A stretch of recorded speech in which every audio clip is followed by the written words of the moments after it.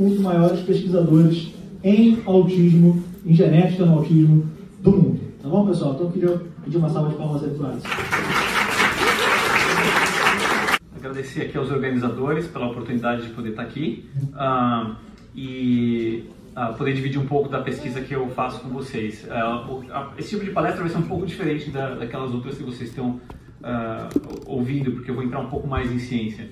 Mas uma coisa, né, que você não mencionou aí na minha introdução é que, apesar de ser professor, cientista, sou também pai de autista, né? Então eu tenho duas funções aqui, eu vou estar falando como cientista e como pai, né? E esse aqui é o Ivan, né? Aqui ele estava pequenininho, hoje, agora ele está com 12 anos, já está com uma cara de moleque já. E eu tenho uma coisa que eu sempre menciono, né, que um colega meu que me passou esse livro, é um livro bem antigo aqui nos Estados Unidos, eles liam esse livro algumas décadas atrás, durante acho que durante o high school ou middle term que eles tinham, né? Então é um livro de leitura fácil. Eu não sei quantos de vocês conhecem esse livro aqui, é Flowers for Algernon. Né? Então, para quem sabe da história, é a história desse cientista, né? Que tem, na verdade, ele não tem um filho autista. O cientista ele descobre uma cura para uma deficiência intelectual, né? E aí ele testa num camundongo, né? E esse camundongo, ele era um camundongo que foi engenheirado para ser um camundongo com a deficiência, e ele passa a ser curado, né? E aí ele fala, nossa, isso aqui, né, é maravilhoso, qual que é o próximo passo? O próximo passo agora é fazer um ensaio clínico, né? Então ele acha uma pessoa que tem aquela deficiência, né, que é ali da região dele, e começa a tratar aquele menino, né? E era um menino que trabalhava numa padaria, que tinha, né, fazia um serviço bem simples assim, nunca tinha tido uma oportunidade, né, por causa dessa condição dele. E o remédio que ele vai experimentando vai fazendo com que esse menino saia desse espectro, né? Comece a sair dessa deficiência e comece a entender o mundo neurotípico, né? Então é um livro muito interessante, né? E me identifiquei bastante porque tem esse lado do cientista, né? Se vocês quiserem depois saber o final do livro, eu conto no final da palestra, senão não vou estragar aí a leitura. Uma das coisas mais importantes para saber do autismo do ponto de vista científico é que tem duas causas, né? A primeira causa é o fator genético e a segunda causa é o fator ambiental, né? Teve num dos vídeos que foi passado aqui, né, apareceu o Estevão, que é o médico do Instituto de Psiquiatria de São Paulo, e ele fala 70 a 90% das causas são genéticas, né? E isso se mantém. Essa variação, né, se vocês me perguntarem, poxa, mas tem um estudo que fala que é 70, tem outro estudo que fala que é 90, por que essa variação de número? Porque o conceito de autismo é um alvo em movimento. O que a gente chamava de autismo há 10 anos atrás é diferente do que a gente chama de autismo hoje. Então, conforme você abre o conceito e incorpora os casos ditos mais leves, os Aspergers, né, o conceito de autismo vai mudar e, obviamente, né, naquela época onde que aquele estudo foi feito, né, o que chamava de autista vai ser incluído ou não. Então, daí que vem essa variação, né? Mas os estudos mais fortes, na verdade, eles vêm da década de 90. Então, é desde 90 que a gente sabe que o autismo tem essa base genética muito forte. Isso foi feito com estudos com gêmeos idênticos e não idênticos, né? Os gêmeos idênticos são aqueles que dividem o mesmo zigoto, ou seja, são geneticamente semelhantes. E os gêmeos não idênticos, eles têm a genética um pouco diferente, 50% da genética é diferente. Então, o que a gente descobre? Que quando você tem um gêmeo idêntico com autismo, né, o outro gêmeo, independente do ambiente onde ele cresceu, ele também vai ser autista, tem 70 a 90% de chances dele ser autista. Então isso já é uma indicação muito forte, né, de que a genética ali tem um papel importantíssimo, né, no desenvolvimento do espectro do autismo, né.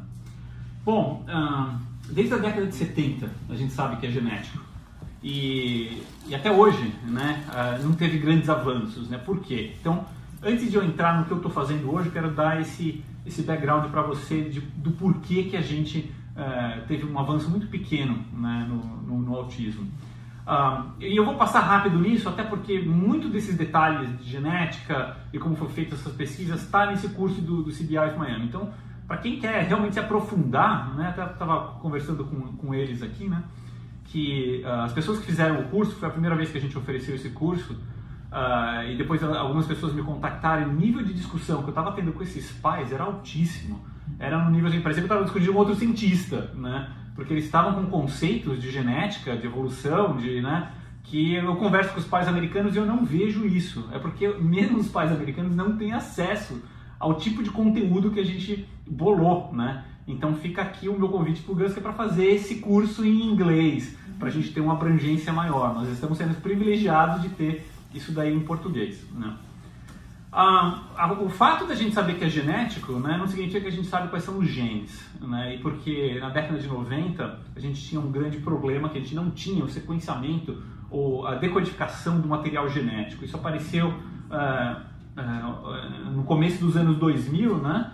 E vocês devem lembrar mais ou menos um bafafá assim naquela época, que tinham dois grupos, né, tentando decifrar o genoma humano. Um grupo era do NIH, liderado pelo Francis Collin, e o outro grupo era um cara exótico, maluco, que falou: vou fazer isso de uma forma empresarial. Montou uma empresa para concorrer com o NIH e ele queria patentear o genoma inteiro, né?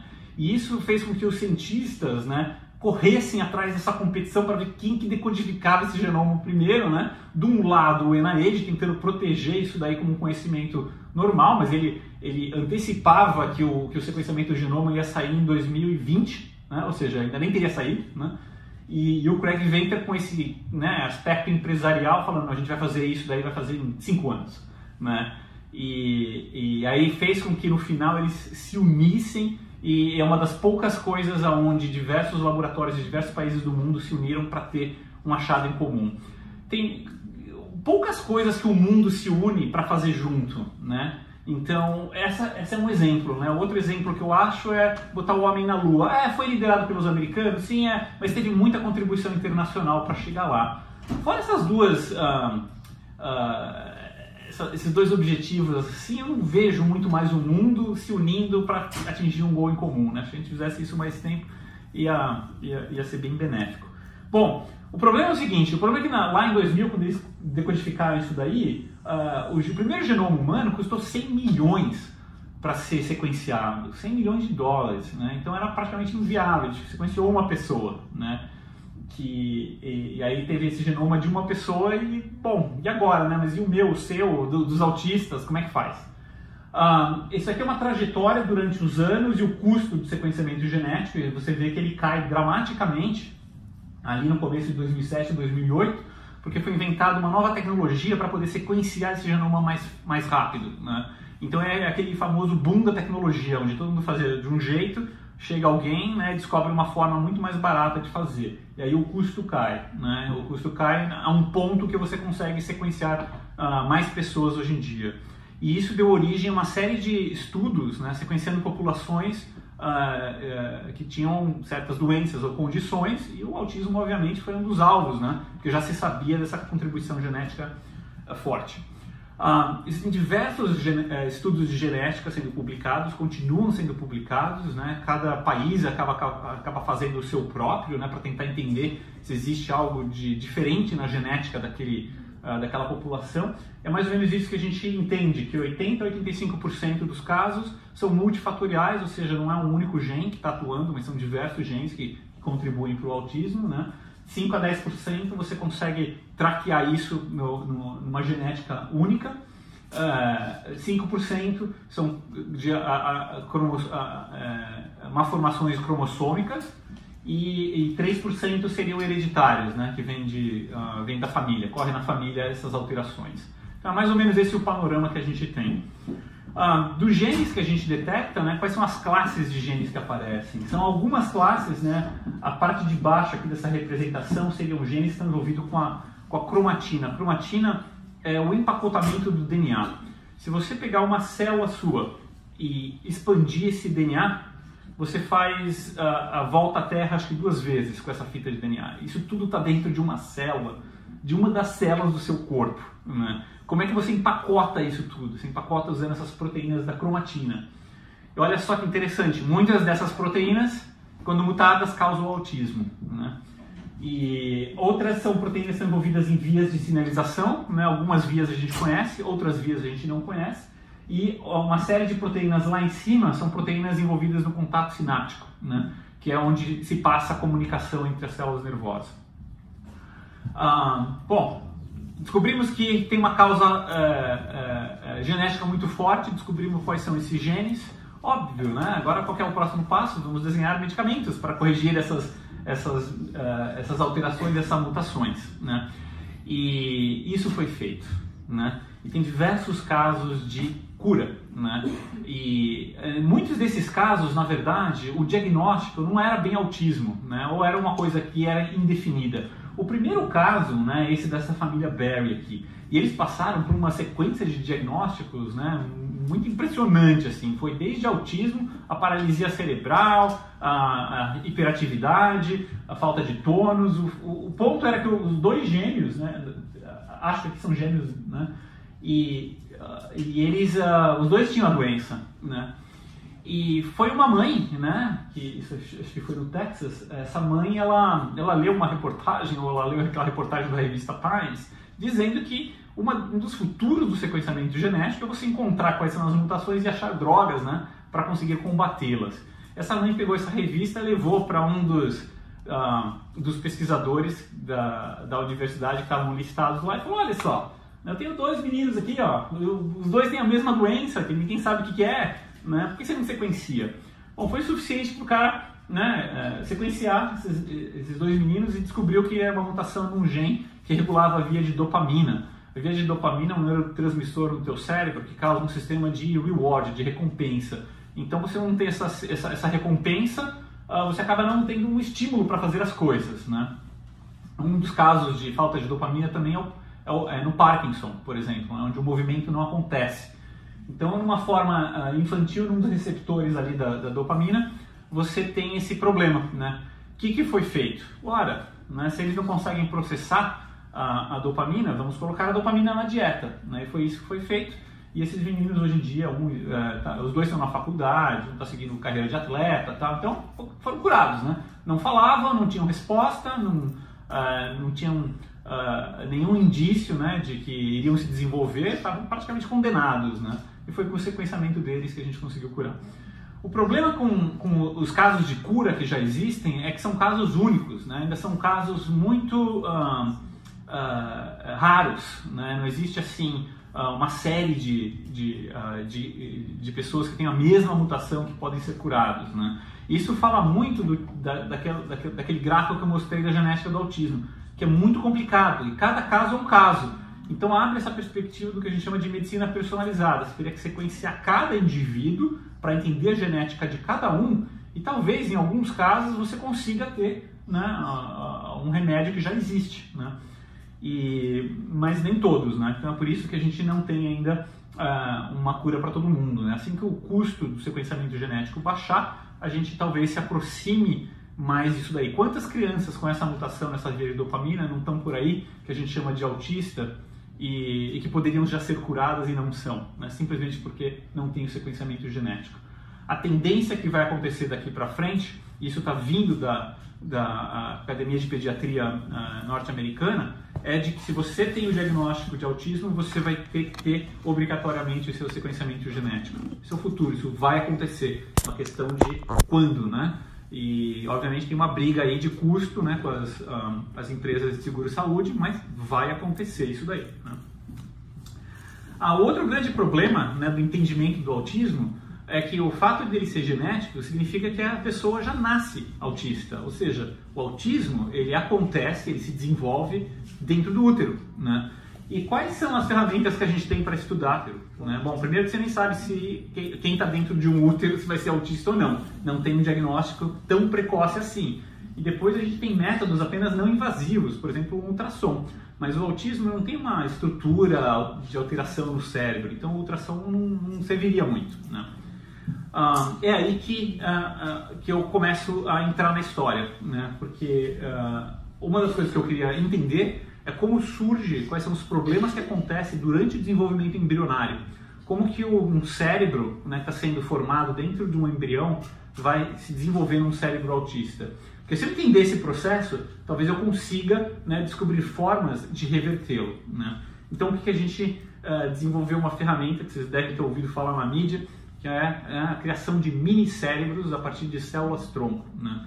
E, na verdade, eu uso muito essa representação, que é uma representação que eu não gosto muito, porque não é um cérebro inteiro dentro de uma placa de Petri, né? Eu vou mostrar para vocês como eles são. E antes de eu avançar nisso, deixa eu corrigir algumas coisas. Então a palavra minicérebro, ouçam com cuidado. Na verdade, o termo correto seria um organoide cerebral, um organoide porque é uma estrutura pequena, né? E ela tem uma série de limitações. Dentro dessas limitações são essas: neurônios são imaturos, né? Porque eles são embrionários. O organoide é uma estrutura que não é vascularizada, a gente ainda não tem um sistema de vasos, então não tem todos os tipos celulares sendo representados. A gente nem sabe qual que é o meio onde o cérebro embrionário cresce, né? Porque nunca ninguém estudou isso. Então a gente vai na tentativa e erro, tentando descobrir quais são as melhores condições de cultivo desses minicérebros, né? E aí durante os anos, a gente desenvolveu diversos protocolos, né? E esse aqui é um dos protocolos que a gente tem, né, de criação desses minicérebros. Eles começam com células pluripotentes, como se fossem células embrionárias, né? Cada pontinho desse é uma célula. Aí a gente começa a dar uma série de receitas. Nessas receitas tem fatores químicos que vão induzindo a neuralização dessas células. Elas vão se formando em tecidos do sistema nervoso e vão se auto-organizando. Essa é a grande sacada da biologia, né? No começo, quando eu entrei nessa área, eu achei que eu teria que instruir as células para elas formarem o cérebro. E, graças a Deus, eu não precisei fazer isso. A informação genética delas leva a uma auto-organização, né? E depois tem uma fase de maturação, onde a gente mantém esses minicérebros nesses meios ideais e eles vão se amadurecendo. A gente consegue mantê-los aí por mais de 2 anos. Então tem minicérebro fazendo aniversário lá no laboratório, né? E essa daqui é a Isa, né? Uma pós-doc lá do laboratório, e ela está aí alimentando os minicérebros dela, né? Então o que você está vendo em cada placa, cada well, né? Tem uma série de pontinhos brancos. Esses pontinhos brancos são minicérebros com mais ou menos 4 meses. Então você consegue observá-los a olho nu. Eles chegam até 0,5, até meio centímetro de diâmetro, né? Então eles ficam bem grandinhos, né? E quando você faz aí uma desses batches, né, de geração de minicérebros, dá para fazer milhares deles ao mesmo tempo. Então não é um só, né? Você faz milhares deles. E outra coisa que é interessante é que quando a gente faz esses minicérebros a partir de células do indivíduo, né? Então eu consigo reprogramar uma célula de uma pessoa viva, né, para entrar nesse estágio embrionário e a partir daí criar o minicérebro dessa pessoa. Então, um exemplo: se eu pegar uma célula do Gus aqui, do Gus, levar para o meu laboratório, 6 meses depois eu volto para ele com um minicérebro que seria a representação embrionária do cérebro dele, de quando ele estava ali no útero da mãe dele, né? Então, parece ficção científica, mas não é. Isso já acontece, né? A pessoa que descobriu essa forma de reprogramar células de pessoas vivas é o Shinya Yamanaka, que ganhou o prêmio Nobel por causa dessa descoberta em 2012, né? Que é uma técnica muito revolucionária. E só agora a gente está aprendendo como é que faz esses minicérebros ficarem funcionais, ou seja, pensarem, né? E, enfim, eu mencionei para vocês que eles se auto-organizam, né? E essa é uma das grandes vantagens. O que vocês estão vendo aqui, ali em cima, seria como se fosse o centro da colônia, onde as células tronco elas migram para fora, né? E elas migram seguindo, não sei se dá para ver, alguns cabos aqui, que são células radiogliais, né? Que elas que orientam a forma de migração de dentro para fora do cérebro, e é assim que o córtex humano é formado, né? Vai se montando camadas em cima de camadas, e essas camadas vão formando as camadas do córtex cerebral, que é esse computador que você tem aqui, né, na testa, que faz com que nós sejamos animais sociais. E essa daqui seria uma representação, né, de um corte histológico de um desses minicérebros. Então o centro dele é essa região ventricular. Dá para ver os processos de algumas células, né, que são as células que guiam a migração, e já a camada cortical sendo formada, né, e vai amadurecendo, vai ficando estratificada conforme o tempo vai passando. Existe uma forma da gente analisar quais são os tipos celulares que ali estão, né? Então a maior parte dos tipos celulares, isso aqui é uma representação das populações que existem lá, são neurônios glutamatérgicos, são neurônios excitatórios, eles passam a informação genética, né? E tem alguns neurônios inibitórios ali para começar a modelar a ação dessas redes neurais. Você continua com um pool de células progenitoras e tem uma série de células da glia, que são células que dão suporte à formação de sinapses dos neurônios, né? Então isso vai acontecendo conforme esses minicérebros vão se desenvolvendo. Bom, uma vez que a gente teve esses minicérebros, os nossos estudos no começo não eram tão sofisticados assim, eram um pouco mais simples, né? A gente começou a comparar grupos de autistas e não autistas, né? E o primeiro grupo que a gente escolheu, né, ainda lá em 2010, 2008, 2010, foi um grupo com a síndrome de Rett, que ainda estava dentro do espectro de autismo. Hoje em dia ela não está mais, mas quando a gente começou isso daí, ela fazia parte do espectro do autista, né? E o que vocês vão ver agora é uma visualização das sinapses dos neurônios, né, lado a lado, né, neurônios normais aqui e neurônios com a síndrome de Rett aqui. Os pontos vermelhos, e vai dar um zoom aqui, acho que vai dar para ver melhor, são as sinapses.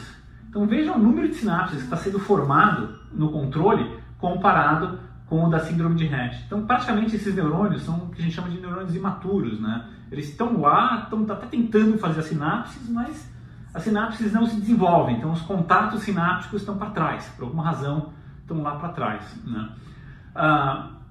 Então o modelo permitia que a gente recapitulasse algumas dessas alterações que a gente tinha durante o desenvolvimento embrionário. Então a gente consegue quantificar, né, esses pontos vermelhos aí e ver que tem uma redução de mais de 50%, né? Bom, quando a gente teve esse dado, estou falando de 2008, 2010, a gente estava pulando de alegria, a gente falou, nossa, conseguimos recapitular alguma coisa que seria impossível de você visualizar no útero, né, de uma pessoa que estaria sendo gerada, né? Mas aí a gente começou a pensar, mas até quando que fica essas alterações sinápticas? Até quando que esses neurônios, né, será que algum dia eles vão catch up, vão amadurecer ou não, né?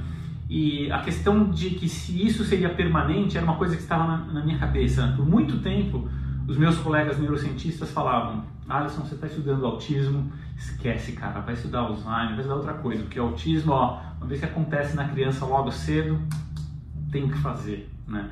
Então a visão da neurociência era uma visão de descrédito, que não adianta, antes do neurodesenvolvimento, nenhum cientista queria pôr o dedo, né? Porque achava que nunca ia achar nada, né? Até que a gente fez o seguinte teste, a gente começou a tratar essas redes neurais com drogas experimentais para estimular a formação de sinapses, né?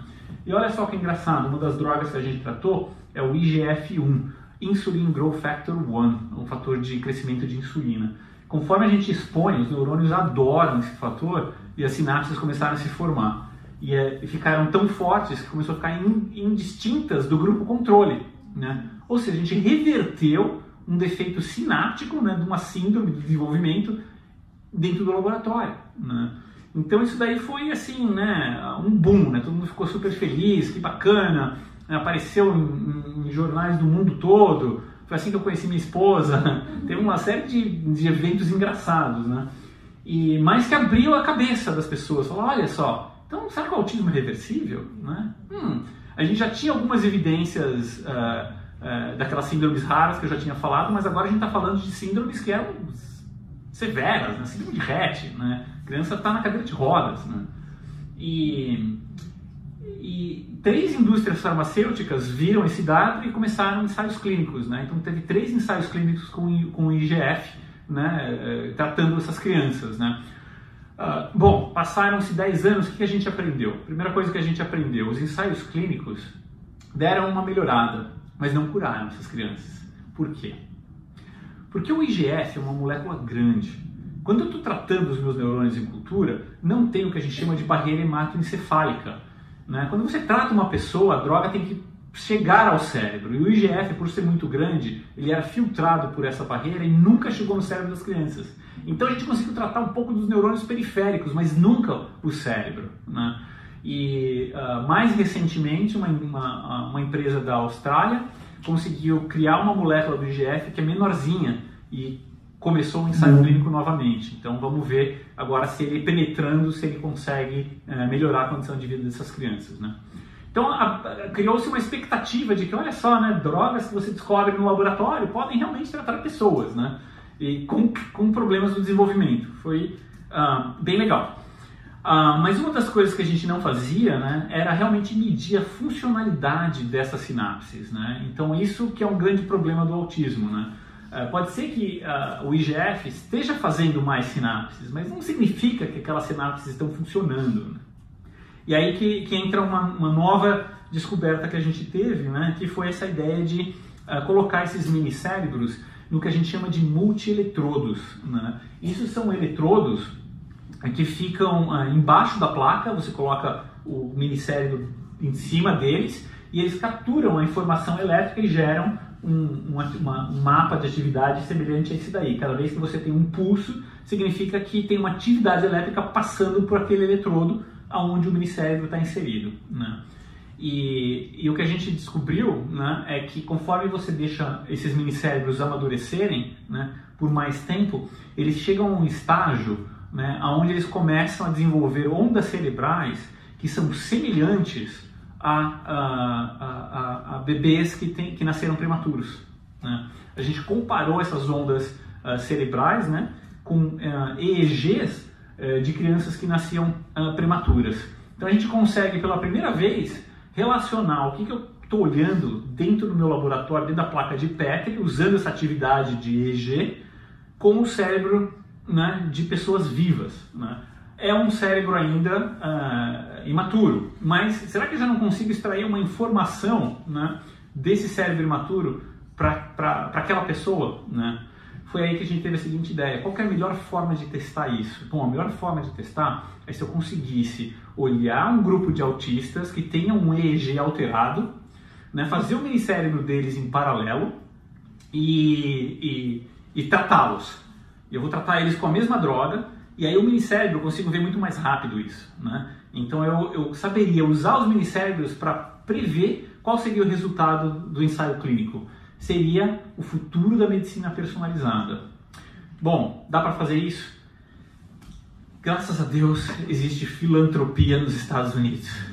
E a gente conseguiu essa doação, né, de acho que é 5 milhões de dólares para fazer exatamente isso. Como é que a gente vai fazer isso? A gente vai usar, né, o CBD, o canabidiol. Então a gente está recrutando 30 crianças autistas sem epilepsia, porque a gente não quer a confusão da epilepsia, né? Porque a epilepsia obviamente altera o EEG, né? Então a gente vai pegar essas 30 crianças que têm comportamento autista, todas estão por um lado mais severo, ou seja, vão ter agressividade, vão ter comportamentos repetitivos, vão ser a maioria não verbais. Todos esses vão ter o EEG antes do tratamento, né? A rede neural vai ser medida e depois do tratamento. Vai ser um duplo cego placebo, ou seja, o mesmo grupo que vai tomar placebo num momento, vai tomar o remédio no outro, então todo mundo vai ser tratado, né? Então é uma forma de não excluir ninguém. E a gente vai fazer os minicérebros dessas 30 crianças em paralelo. Então a ideia é tratar esses minicérebros com o CBD e ao final do tratamento eu acredito que eu serei capaz, né, de prever quem que vai responder ao tratamento com o CBD e quem que não vai responder, né? Então esse é o experimento que vai estar em andamento, aí vai levar uns 2 anos para concluir isso daí, né? Bom, a outra coisa que a gente pensa, poxa, Alisson, essa tecnologia é fantástica, né, mas deve ser cara. E é caro, né? Então fazer a reprogramação de uma pessoa, fazer o minicérebro de uma pessoa, fazer o sequenciamento de uma pessoa, tudo isso é caro. E o meu laboratório trabalha muito com grants, né? Então são financiamento do NIH ou financiamentos filantrópicos como esse que entrou, né? Mas a gente sempre pensa numa forma de reduzir o custo e popularizar esse tratamento, né? Eu não acho que exista uma tecnologia que seja revolucionária enquanto ela não atingir as massas, né? A gente tem que ser capaz de fazer isso com todo mundo. O gráfico que eu mostrei de sequenciamento genético que está caindo, né, é uma explicação, um exemplo, né, de como que uma tecnologia pode ser barateada a ponto de chegar, né, no indivíduo, né, a ponto de que acho que todos nós ainda vamos ter nossos genomas sequenciados, independente de autismo ou não, até para o nosso envelhecimento. O que a gente fez recentemente, essa é uma tecnologia que vai ser usada pela Tismo, né? A Tismo é um full disclosure aqui, eu sou cofundadora dessa empresa Tismo, né? E ela vai estar montando um laboratório em Portugal para usar essa tecnologia, que é uma forma de fazer esses minicérebros com um custo muito barato, né? Para testes de drogas, né? Então a gente vai conseguir fazer para diversos tipos de autismo. Quais são os tipos de autismos que a gente vai fazer? Bom, a gente vai primeiro atrás daqueles que são geneticamente delineados, que a gente tem a causa genética bem delineada. Então esses são alguns tipos, são 14 ou 15 tipos que a gente está trabalhando. Todos eles vão ter os minicérebros feitos. A gente vai testar duas coisas. Uma vai ser a capacidade de gene therapy, ou seja, de correção do gene através da terapia gênica. E a outra coisa seria para teste de drogas, tentar descobrir quais drogas funcionariam para quais subgrupos, né? Uma vez que a gente consegue fazer a parte genética, a gente expandiria isso para o autismo idiopático ou ou mais complexo, né? Mas começaríamos com a parte genética. Esse é um exemplo de um dos genes que a gente trabalha, é o SETD5, que é o gene do meu filho, que quando eu sequenciei o Ivan, apareceu esse gene. Tem mutação no SETD5. Cara, eu não sabia nem o que era esse gene, né? Porque a gente tem... quantos genes tem no genoma humano? Chutem.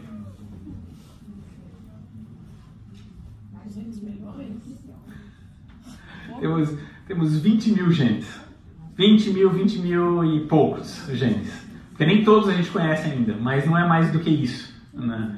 50% deles são parecidos com a banana, né?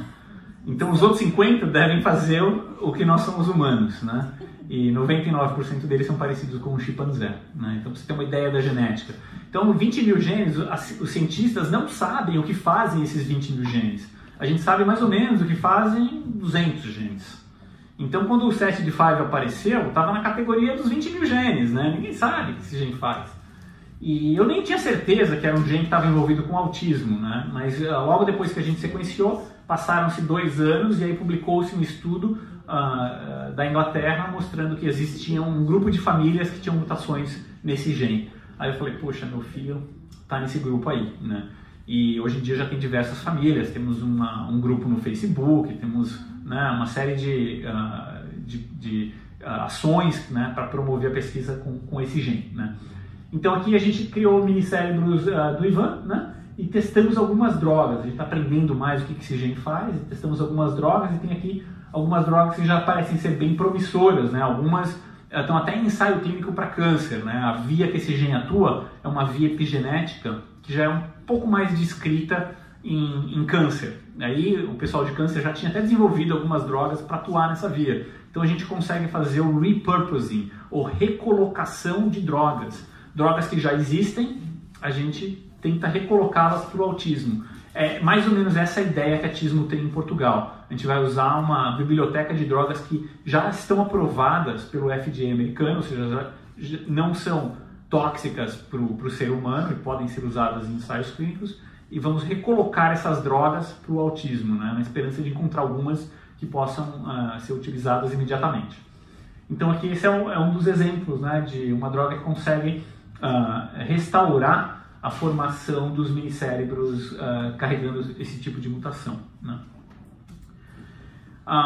Bom, eu sou muito otimista e eu acho que isso vai dar certo, mas existe um grande problema que eu não falei para vocês, né? Que é o fato de que esses minicérebros, eles crescem em laboratório sem estímulo. E esse é uma coisa que eu fico pensando, poxa, esses minicérebros não têm o estímulo, né? E uma criança quando nasce, ela procura o estímulo, né? E o autista tem esse estímulo também, né? Então a gente estamos pensando, será que esses minicérebros vão realmente reproduzir o que acontece no cérebro humano, né? E aí vem os insights que eu tenho, né, de ser pai, né? Então o Ivan, e tem esse outro livro que eu acho muito, muito legalzinho, né, que é um livro sobre esse gorila que ficava deprivado de estímulos, ficava numa jaula, uma história real, né? Aqui nos Estados Unidos ficava aí num shopping center com uma atração, né? Só que ele ficava desestimulado, então ele ficava meio que fazendo desenhos, né, com coisas assim, e as pessoas vendiam esses desenhos, né? E, bom, o livro conta a história da vez que ele se interessou por um amigo, que é um elefantinho, e os dois começaram a imaginar como seria a vida fora da jaula, né? E conta a história dele. E, às vezes eu acho que o Ivan, ele está também, né, enjaulado, mas ele procura o estímulo, o cérebro dele ainda está querendo estimular, né? Então, acho que o grande sonho das pessoas que têm filhos autistas é descobrir alguma habilidade, alguma coisa que você possa utilizar, porque ele quer pegar as peças das coisas e ele monta o que a gente chama de esculturas efêmeras, né? Então ele monta coisas bizarras, coisas que não fazem o menor sentido, mas que são altamente criativas, né? Então isso aqui é uma colher que ele entortou, que eu ainda não sei como que entortou, botou nesse pedaço de brinquedo e fez aqui, para mim parece um foguete, né? Ali é um cadeado que ele enfiou uma bexiga dentro. No começo, as esculturas dele, a gente chama de escultura, as esculturas dele eram de 2 peças, ele está ficando cada vez mais complexo, né? Então agora ele tem coisas assim, né?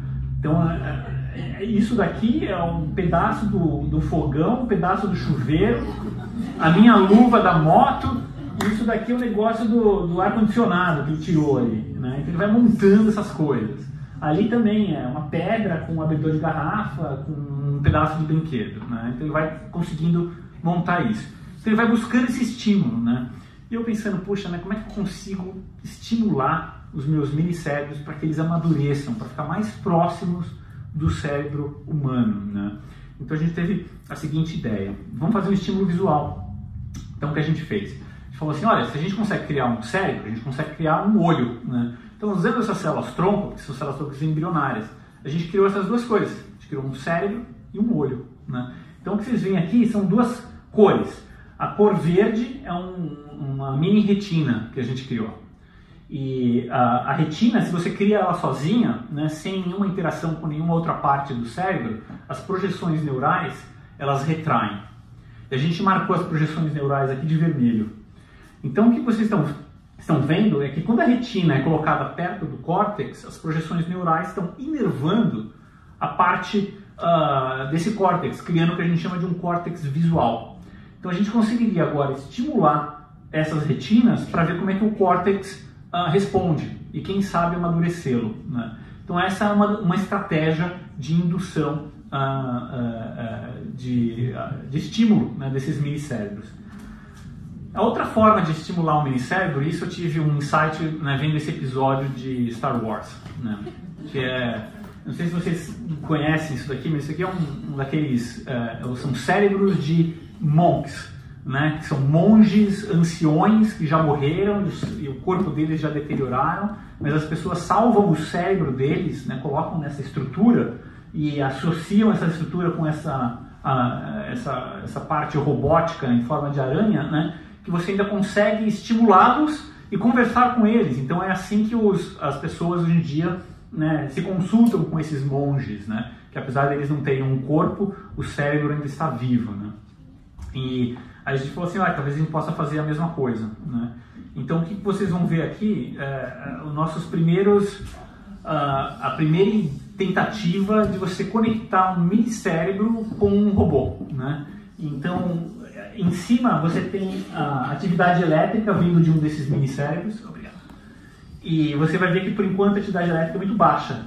Assim que a atividade elétrica sobe, a gente comunica um computador, isso aqui é a tela do computador, está comunicando, né, a aumentar a velocidade do robô conforme aumenta a atividade elétrica, né? Bom, até aí tudo bem, a gente está usando o mini-cérebro para movimentar um robô. Não sei se vocês conseguem ver, esse robô tem 2 olhos. Esses olhos são sensores de obstáculos e ele está se aproximando de um obstáculo. Você consegue ver aqui que ele vai conseguir medir o quão longe ele está desse obstáculo. Assim que ele encontra um obstáculo, a gente tem uma forma de estimular o minicérebro para que ele rearranja as redes neurais. E aí o robô para. A gente vai ensinar o robô ou parar ou andar para trás, né? Então o que a gente está fazendo? Está utilizando uma plataforma robótica para ensinar, para ter um paradigma de ensinamento nesses minicérebros. A gente consegue estimulá-lo. A gente imagina que isso vai fazer com que esses minicérebros não só irão amadurecer, mas a gente vai conseguir treinar esse minicérebro para aprender alguma coisa. E é justamente aí que está a dificuldade do autismo, né? A gente pode desenhar esses robôs para ter interações sociais. A gente pode desenhar esse robô para ter um comportamento repetitivo. A gente pode desenhar esse robô para ter uma seizure, para ter uma convulsão. E a ideia é testar drogas, né, que ajam nessas comorbidades de forma mais específica, tornando o tratamento e as drogas bem mais específicas, né? Então é mais ou menos por aí que a gente está indo. Eu acho que eu tenho mais uns 5 minutos? 10 minutos. 10 minutos, tá.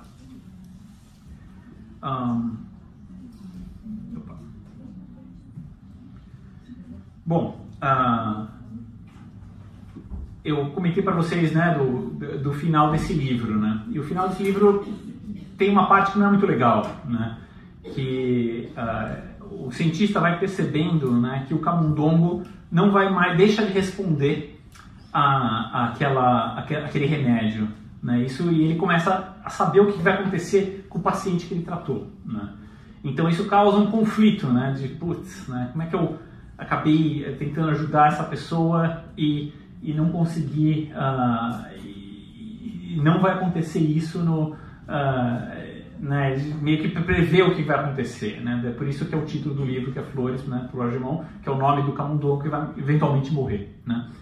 E tá aí esse conflito, né? Então, o que esse livro nos conta é duas coisas, né? Uma é que o paciente que é tratado, ele muda, né? Porque ele vai percebendo, conforme o remédio vai fazendo efeito, ele vai tendo consciência das suas limitações, ele vai percebendo o seu contexto social e ele vai percebendo o quão chato é o mundo dos neurotípicos, né? Então essa consciência também é uma coisa que ele não necessariamente ele gosta de ter, né? O quão, né, não só chatos, mas o quão vaidosos, o quão egocêntricos, o quão, né, tudo de ruim que a gente tem, né? E que essas pessoas não sentem, né? E a outra coisa é a parte do cientista, que é essa ideia de você acelerar muito uma coisa, porque você quer tanto, né? E você acredita tanto que você quer ir rápido, né? E aí que vem o freio, né? Não dá pra gente acelerar tanto. A ciência não pode, o que a gente chama aqui nos Estados Unidos de cut corners, né? Você não pode pular etapas. Todo isso é um processo cauteloso, né? Isso tem que ser feito de uma forma muito calma, muito tranquila, né? Porque eu não quero testar nenhuma droga no filho de vocês que eu não testaria no meu próprio filho, né? Então isso vai ser feito de uma forma muito responsável. E tem uma série de variáveis, né? As pessoas me perguntam, famosa pergunta, né? Quando que vai vir isso daí, né? E sempre a previsão é difícil, né? Porque tem uma série de variáveis que eu não controlo, que eu gostaria de controlar e eu não controlo. Eu não controlo o que vai acontecer com as pessoas do meu time, né? São pessoas ultra especializadas, ultra motivadas, mas eventualmente essas pessoas têm desejos de carreira, querem migrar para outro país, querem construir famílias, e isso causa um descontínuo na geração dos dados. Eu não controlo o quanto de financiamento que eu vou ter. Eu consigo controlar de 1 ano a 2 anos. Depois disso, os grants podem acabar. O governo pode mudar, pode retirar os grants. A filantropia pode minguar. Como é que eu vou continuar esse trabalho, né? Então, tem todas essas variáveis que eu não controlo. Então, eu não tenho esse tempo, né? Eu não sei, né, quando que vai ser. Eu quero que seja o mais rápido possível, mas eu não sei. Bom, vou terminar aqui. E agradecer, são as pessoas do meu laboratório.